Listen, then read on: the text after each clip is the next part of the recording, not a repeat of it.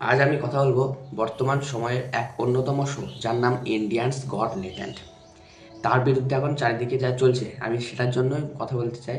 যে ধরো কোনো একটা কলেজের সামনে সিগারেটের দোকান থাকেই ওটা, তো তার মানে এটা তো নয় যে কলেজের প্রতিটা ছাত্রকে বলা হচ্ছে যে কলেজ শেষ করে তুমি সিগারেট খাবে। ওটা ওর ব্যক্তিগত ব্যাপার।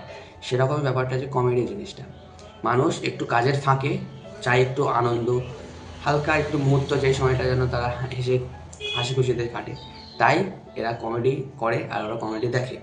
তাছাড়া যেটা এখন হয়েছে, সবাই যেটা তুলে ধরছে যে এই জিনিসটা কেন বলবে, আমাদের সাধারণ আশেপাশে খুঁজলে দেখা যাবে বন্ধুদের মধ্যেই এসব বিষয়ে মা বোন বিষয়ে গালাগালি হয়েই থাকে। এটাই মজা মনে করে সবাই, সবাই এটাকে সাপোর্টও করতো, তার জন্য তো এতদিন আগিয়েছে। এখন হঠাৎ কী হয়েছে? এসব করে কিচ্ছু হবে না, নেতারা পাবে কিছু ভোট, আর যারা কন্টেন্ট ক্রিয়েটার তারা পাবে কিছু টাকা, কন্টেন্ট, এসব। আমার মনে হয় সরকারের এসব বিষয়ে বেশি ইনভেস্টিগেশন না করে, যেসব বিষয়ে চারিদিকে চলছে, যে মর্মান্তিক ঘটনাগুলো ঘটছে, লাইক রেপ টেপ এগুলো হচ্ছে শিশুদের, এই বিষয়ে একটু সচেতনতা বজায় রাখা উচিত। আমি তাই জন্য দাবি করবো। আমি কাউকে সাপোর্ট করছি না, আমি এটা ফ্যাক্ট সেটা বললাম।